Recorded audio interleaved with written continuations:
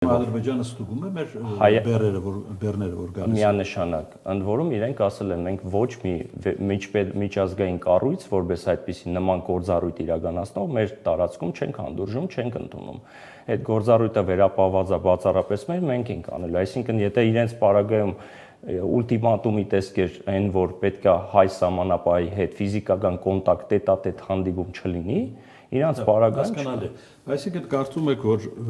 այս խնդիրը կարելի է լուծել նաև առանց Վաշինգտոնի։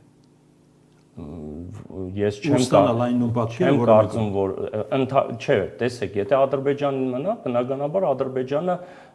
հանդուրժողականություն չի դրսևորի։ Ադրբեջանը կարճել էր նոյեմբերի 9-ից։ Առավել ևս ապրել, բայց այս պարագայում պարզ է, որ չէր գնա այդ այսպես ասած ուստուպկա ասածին։ Դա ուստուպկա էլ չպետք է լիներ, դա պետք է սիմետրիկ լիներ, այսինքն եթե եղբայր դու իմ տարածքով, իմ սուվերեն տարածքով անցնում ես քո